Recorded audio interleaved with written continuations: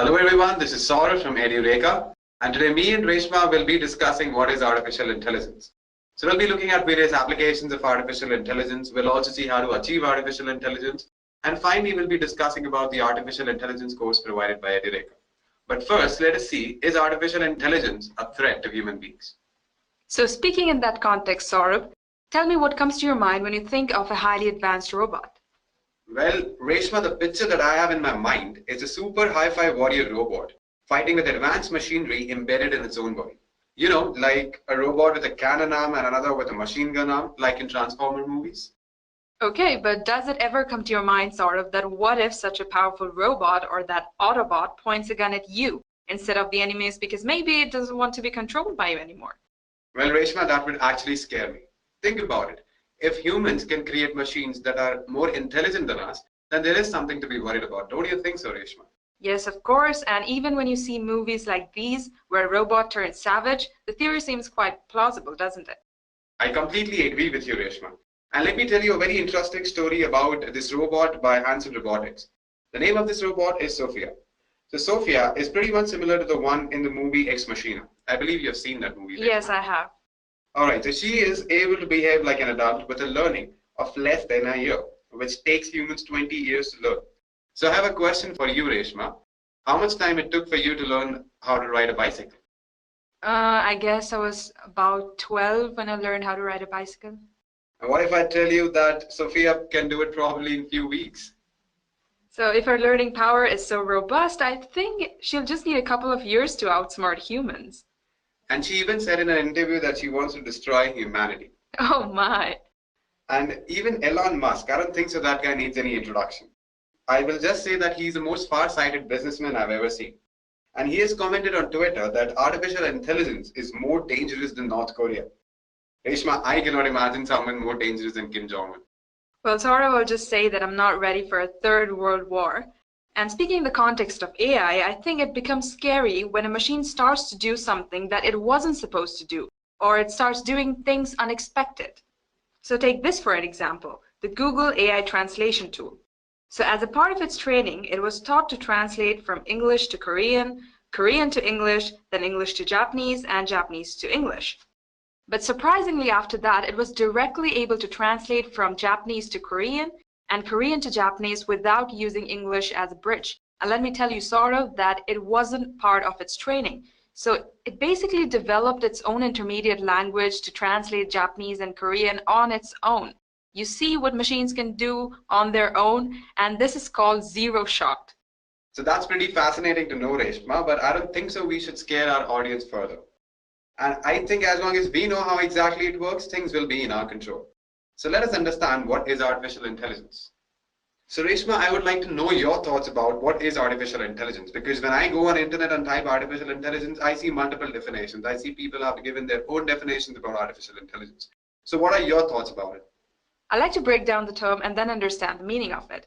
So you can see that the term artificial intelligence is composed of two words, artificial and intelligence. So artificial means anything man-made, and it's just basic second standard definition. And intelligent refers to intellect or thinking power, which is an abstract thing. And most of the times we think that things that we cannot see or the abstract things is not something that we can recreate. But it is not the case. We have created a man-made thinking power or intellect. And that is what artificial intelligence is, according to me. But that completely makes sense, Reshma, and I would also like to share my thoughts about it. So artificial intelligence is basically creating intelligent softwares, making a machine that is smart, a machine that has the power to think, analyze, and make decisions based on that. For example, if I teach Reshma how to multiply 2 by 4, I don't think so I need to teach her how to multiply 4 by 2. So that is nothing but intelligence. So if we can put that intelligence inside a system, that is called artificial intelligence. That's a very nice definition, Saurabh. Thank you, Reshma. I'm glad you find it useful. Every artificial intelligence software is based on a particular goal. And now you guys must be wondering how to achieve artificial intelligence. So there are numerous ways of achieving artificial intelligence, so let us discuss those approaches. We'll be discussing machine learning first. Let me give you a proper definition of that. Machine learning is a type of artificial intelligence that provides computers with the ability to learn without being explicitly programmed. I know you didn't get anything, guys. So Reshma, why don't you simplify it for us? So the best way of learning something is by taking a look at an example, and there is an example in front of your screen. So here we train our machine on various types of dog images, and then we feed in a dog image on which the machine is already trained on, and then it will recognize the dog in the image. Now let us discuss one more scenario. So here the image we feed in is of a dog which our machine is not trained on, and because of that our machine won't be able to recognize that image.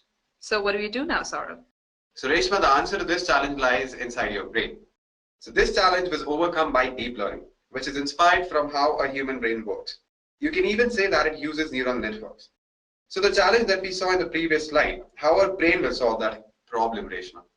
So when we see different types of dogs, our brain tends to create an abstract image of the dog. Or you can say that we recognize certain features which are common to all the dogs, like a dog's nose, his ears, tail, fur, etc. So even if we have not seen that particular type of dog, we can recognize it based on the general features. Well, Reshma, that is nothing but deep learning in a nutshell. So with deep learning, we try to extract few features which are very general, which are very abstract, that you'll find in almost all the dogs that exist in the world. And based on those features, we can recognize that the picture that we are feeding in, it contains a dog. All right. So let me just give you a quick introduction to deep learning now. So deep learning is a subfield of machine learning concerned with algorithms inspired by the structure and function of the brain, called artificial neural networks. Now, Reshma, please simplify this for us. So here you see different layers. The first layer is called the input layer, then the two hidden layers, and finally the output layer. So these layers have multiple artificial neurons that is inspired by brain cells called neurons. And in every layer, some kind of function is performed. The output of the first layer becomes the input to the next. And we have separate tutorial on deep learning and neural networks, so you can go through that for a detailed explanation of deep learning. We'll leave the links of those videos in the description box below so you can check it out from there. Now the question that I have in my mind, Reshma, or I think a lot of people must be thinking about it, is artificial intelligence new?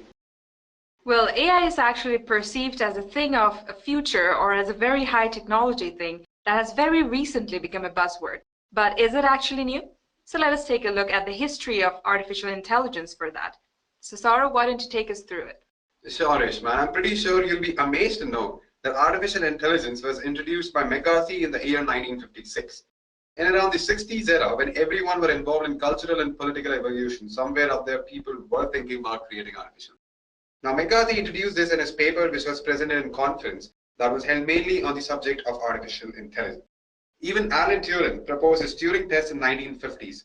In a Turing test, an interrogator asked questions, and if he can't distinguish whether the answer is coming from a machine or human, the machine passes the Turing test, or you can say that machine is intelligent. And guys, this was happening in the 50s. So Reshma, when your family was sending telegram and there was no internet, people were researching about artificial intelligence. That's pretty fascinating to me. It is pretty fascinating to me as well, Saurabh. And now when I'm thinking about this, I think the concept of man-made beings dates back to the medieval times. Is it?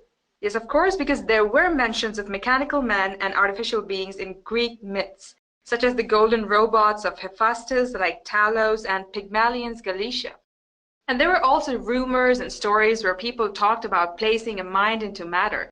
And this is exactly the main concept behind artificial intelligence, making a brain and placing it into a mechanical body. So guys, when people say that artificial intelligence is new or it's a thing of future, you can hush them up with the facts like these.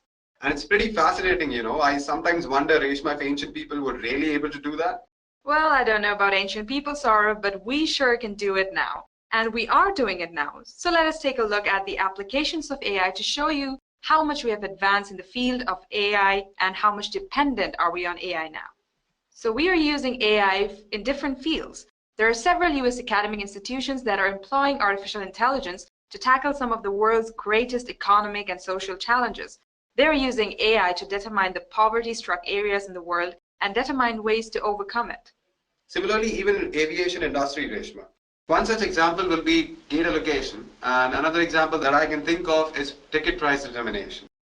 And Reshma, I've heard that robots are even teaching students. Yes, you heard it right, Saurabh. Robots are even teaching people now. They're known as Intelligent Tutoring System, or ITS. And there is an ITS called Sherlock that teaches Air Force technicians to diagnose electrical problems in aircrafts. All right, viewers, so I have a question for you. What do you think? Reshma is a robot or she is actually a human being? No, I am not. Well, I don't even think that robots speak like this anymore. They're so human-like today. So we'll leave our viewers wondering. So comment if you think I'm a robot or not. So let us know. Fine, so let's move forward and talk about healthcare. So in healthcare, with the help of artificial neural networks, people are trying to model human body parts. They're even analyzing the health history of a patient to predict what sort of diseases he's more prone to suffer from in the future. Now, Reshma will tell us about how it can be used in heavy industries. So this is a field where we have to be dependent on artificial intelligence. Like in automobile manufacturing factories, it becomes hazardous for humans to lift all those heavy machine parts. In chemical factories, we humans cannot work in a toxic environment, and that is why we need a machine to do that for us. And let me tell you that in 2014, China, Japan, the United States, the Republic of Korea, and Germany together amounted to 70% of the total sales volume of robots. Now I have a question for you, Saurabh. Do you think robots will take all our jobs in future if they're advancing so much? Well, I'm not really sure about that, Reshma, but I'll give you a very good example. So 100 years back, when people were talking about computers, the same assumption was made for computers as well. So they thought that computers will take all of our jobs. But what is the scenario right now? Computer has generated so many jobs. So I believe that the same will be with artificial intelligence as well. Now let us talk about finance. Algorithmic trading involves the use of complex artificial intelligence systems to make trading decisions at speeds several orders of magnitudes greater than any human is capable of, often making millions of trades in a day without any human intervention. Automated trading systems are typically used by large institutional investors. So here also artificial intelligence is making things automatic. Now is the time to look at very fascinating applications of artificial intelligence that have been developed recently. Now, Reshma, what if I tell you that the article you see on the right-hand side is not written by any human? It is written by Wordsmith. And who is Wordsmith? Well, Wordsmith is a natural language generation engine that lets you turn data into text at any scale and in any format or language. So all you have to do, Reshma, is to enter new data to create a very unique story. Now let's look at a few more applications of artificial intelligence. Let's talk about transport, guys. Before that, Reshma will share a few stats with us. So I have a few depressing stats in front of me. So nearly 1.3 million people die in road crashes each year, on an average of 3,287 deaths per day. And an additional 20 to 50 million are injured or disabled. And more than half of all the road traffic deaths occur among the young adults aged from 15 years to 44 years. Now you guys can imagine the wastage of human resource. Why do you think it happens? It happens because humans tend to become negligible and careless at times. They might be drunk while they're driving, they might get tired, they might be feeling sleepy. So because of all these reasons, these accidents are actually increasing. They're not decreasing at all. So the more number of cars we have, the more number of reckless drivers we have, and the more number of accidents happen every day. Now, a possible solution to this is if a car can drive on its own. Now, obviously, a machine won't drink and drive, and a machine will never get tired. Because of all these reasons, self-driving cars are introduced. These cars will make our roads safer than what it is right now. Now, since we are talking about self-driving cars, let me tell you that we even have self-flying helicopters. The K-Max may be used for firefighting, but it can carry up to 6,000 pounds of cargo. This helicopter can drop nearly 2,800 gallons of water on the fire. Now, talking about helicopters, Reshma has a very interesting application to share with us. Yes, I'm very excited to tell you about this application. So there is an interesting example of artificial intelligence technology that is created for stopping hijackers. So this machine combines the function of a drone, a helicopter, and trained snipers. And this helicopter is called the Vigilante. Well, I personally love Vigilante. So yeah, bring it on, terrorists. We have Vigilante. Do your worst. Now, Reshma, the painting that you're seeing is created by a very famous painter called Aaron. Have you heard of him? Well, I am not a very artistic person, and no, I have not heard of Aaron, but paintings look really amazing. I think I'm a fan. All right, so you're a fan of Aaron, which is a computer program written by artist Harold Cohen. So see, even machines are creative, and definitely a lot creative than you, Saurabh. I could sense that stress that you made on definitely. Yes, of course. And one more amazing creative application of artificial intelligence is that it can also compose music.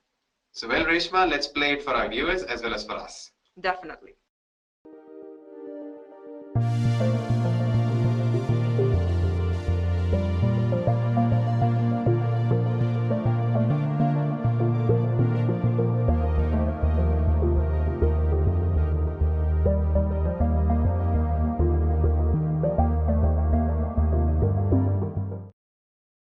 in 2011, we even saw IBM Watson. I guess you guys have heard about IBM Watson. So Watson is an IBM supercomputer that uses artificial intelligence and sophisticated analytical software for optimal performance as a question answering machine. Now, Reshma has very interesting stats about Watson to share with us. Yeah, so let me tell you a few interesting details about Watson. So the Watson supercomputer processes at a rate of 80 teraflops, that is trillion floating point operations per second. And to replicate a high-functioning human's ability to answer questions, Watson accesses 90 servers with a combined data store of over 200 million pages of information, which is processed against 6 million logic rules. And the device and its data are self-contained in a space that could actually accommodate 10 refrigerators. When you are that capable, you tend to become arrogant. So because of that, Watson challenged two top-ranked players on Jeopardy and defeated champions Ken Jennings and Brad Rutter in 2011. With artificial intelligence, Google DeepMind's AlphaGo defeated Go champion Lee Sedol, which artificial intelligence researcher thought was not possible to achieve in the next 20 years. So Reshma, when I was talking about making systems that are more intelligent than us, you can see that we have multiple examples like that. And this game is thought to have originated at least 2,500 to 4,000 years ago, and it is the oldest game that is still played in its original form. I didn't know that. You're welcome. So now you can see that we have come a long way. But trust me guys, we have just finished the crust of artificial intelligence. We still need to explore its cream. And guys, if you have any cool application of artificial intelligence that you want to share, feel free to mention it in the comment section. So now let's discuss about the Artificial Intelligence and Deep Learning with TensorFlow course provided by Edureka. So this is how the structure of the course is, guys. We'll begin by understanding deep learning. We'll understand how it evolved, what was the reason for its introduction, what were we doing before that. So all those things will be covered in this particular module. Then we'll understand how neural networks work with TensorFlow. Now TensorFlow is nothing but a Python library used for implementing deep learning models. The third module will also deal with the same. And by the end of fourth module, we'll be the master of deep networks. After that, we'll be discussing various types of networks. First is convolutional neural networks that is used for image recognition. Then recurrent neural networks, RBM and autoencoders. Then the eighth module will deal with Keras, which is nothing but one more library like TensorFlow. After that, we'll be discussing high-level APIs like TF-Learn. And our 10th module will be entirely dedicated to the project. Now you guys must be wondering what are the projects. So let us look at those projects one by one. So the first project that you'll get will be real estate price prediction. Now in real estate price prediction, you'll be given a data set that will contain a lot of features, or you can say columns. So those columns will be like, crime rate, what is the size of your house and things like that. And your last column will be the label, that is the house value. You need to train your model on that particular data set. So whenever you feed in those inputs, those features, then it should predict what is the value of that particular house. The next project is Neville mine detector. So it is basically used in order to figure out whether the obstacle is a rock or is it a Neville mine. Now Neville mines are nothing but self-contained explosive devices placed in water to damage submarines and surface ships. So the data set basically contains sonar signals bounced off a metal cylinder as well as sonar signals bounced off a rock. So you need to train your model on that particular data set so that when you feed in an input, it should determine whether it is a rock or is it a Neville mine. So the next project will be very interesting, guys. It's about image recognition system. So here the data set that we'll use will contain 10 types of images and multiple images of those 10 classes. You need to train your model on that particular data set so that whenever you feed in an image which belongs to those 10 classes, it should be able to recognize that particular image. It can be a bird, it can be an airplane, automobile, and similarly there are 7 other classes. The next project is about digit recognition system. So here we have a data set that contains handwritten digits which has 10 classes. So basically we have all the digits from 0 to 9. And you need to predict, or you need to train your model such that whenever we feed in an image, it should recognize what digit it is. Similarly, we have two more projects. We have one which is the sentiment analysis system. So you'll be training your model on an IMDb dataset, which will tell you whether you like a particular movie or not based on your earlier preferences. And then the last project is very interesting. This is a wine classifier project. You'll be classifying different kinds of wine using a neural network.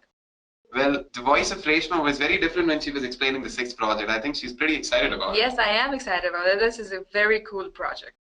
So by this, we have reached the end of our sessions. So if you have any questions regarding the AI and deep learning with TensorFlow course, you can reach out to us, you can mail us, you can call us, you can visit our website at www.edureka.co.